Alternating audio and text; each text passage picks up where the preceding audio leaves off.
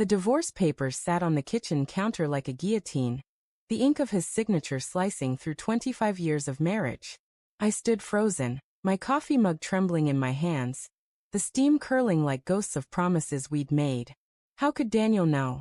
That single night, a quarter century ago, was a secret I'd buried so deep it barely felt like mine anymore. Yet here it was unearthed, the truth clawing its way into our lives with merciless precision. The house was too quiet, the kind of silence that amplifies every creak of the floorboards, every tick of the clock. Our kids, long grown and scattered across cities, weren't here to fill the void with their laughter or arguments. It was just me, staring at the legal document that declared our love a fraud. My chest tightened, a familiar ache from years of carrying guilt. But now it was laced with dread. What had I missed? What had I said in my sleep, in a moment of weakness, that led to this? I replayed the morning in my mind. Daniel had been distant for weeks, his eyes avoiding mine, his touches fleeting. I'd chalked it up to stress, his late nights at the firm, the gray creeping into his hair. But last night, as we sat across from each other at dinner, his fork paused midair, and he'd said, "Lila, do you ever think about the promises we made?" His voice was soft, but it carried an edge, like a blade wrapped in velvet. I'd laughed it off, muttering something about forever being a long time. He didn't smile. The memory sent a shiver down my spine. I set the mug down, its ceramic base clinking against the counter, and picked up the papers. The words blurred, irreconcilable differences, dissolution of marriage. But one line stood out, handwritten in Daniel's precise scrawl. "I know what you did, Lila.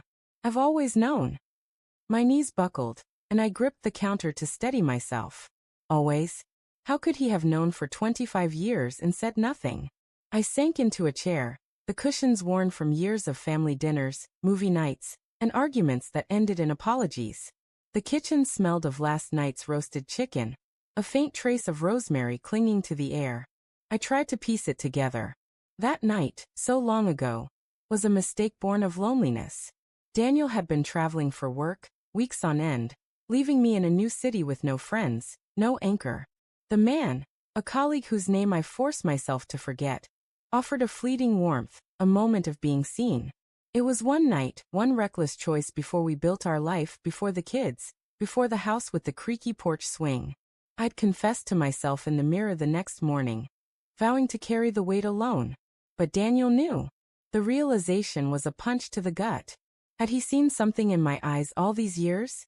A flicker of guilt when I laughed too hard at his jokes, or when I held him a little too tightly after a fight.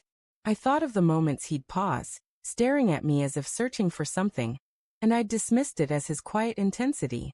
Now those moments felt like clues I'd been too blind to see. The front door creaked open, and my heart lurched. Daniel's footsteps echoed in the hallway, deliberate, heavy. I shoved the papers under a placemat, a childish instinct, as if hiding them could erase the truth. He appeared in the doorway, his tie loosened, his face a mask of exhaustion and something darker, resolve. "Lila," he said, his voice low, like the rumble of a storm on the horizon. "We need to talk." I swallowed, my throat dry. About what? The words came out too sharp, too defensive. His eyes narrowed, and for a moment, I saw the man I married. Fierce, perceptive, the one who could read my silences like a book. "Don't," he said, raising a hand. "Don't play innocent. I found the letter." My stomach dropped. The letter. A draft I'd written years ago. A confession I'd never sent, tucked in an old journal I thought I'd thrown out. I'd poured my guilt onto those pages. A catharsis I couldn't speak aloud. How had he found it? When? "Daniel, my voice cracked, and I hated how small it sounded. It was before the kids, before everything. It didn't mean anything." His laugh was bitter, a sound I'd never heard from him. "Didn't mean anything? Lila, you let me build a life on a lie. Every vow, every I love you tainted." He stepped closer, his shadow falling over me. "I waited, you know. Waited for you to tell me. 25 years, I gave you a chance to be honest." Tears stung my eyes, but I forced them back. "Why didn't you say something? Why let it fester?"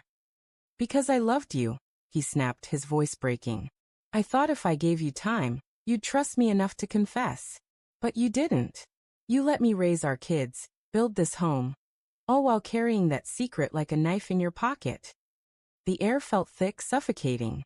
I wanted to scream that I'd suffered too, that the guilt had eaten at me every day, but the words felt hollow. Instead, I whispered, "I'm sorry." "Sorry doesn't undo it," he said, turning away. His shoulders slumped, and for a moment, I saw the weight he'd carried, mirroring my own. "I'm done, Lila. I'm done pretending." The finality in his voice was a door slamming shut. But then he paused, his hand on the doorway, and looked back. "You know what hurts most? I forgave you years ago. I tried to. But last week, when I found that letter, I realized you never trusted me enough to let me forgive you. That's why we're here." He walked out, the front door closing with a soft click that echoed like a gunshot. I sat, stunned, the divorce papers still hidden under the placemat. The kitchen clock ticked on, indifferent. I thought of the life we'd built. The kids' first steps, the late-night talks, the way Daniel's hand fit perfectly in mine. All of it, unraveling because of one night I tried to bury. But then a colder thought crept in. He'd known for years.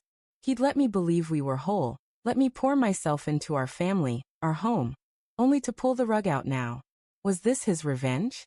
Not the divorce, but the waiting, the slow poison of his silence? The realization chilled me. Daniel, the man who'd kissed me goodnight every evening, had played a long game, letting my guilt simmer until he chose the moment to strike. I pulled the papers out, my hands shaking. His signature stared back, a final act of control.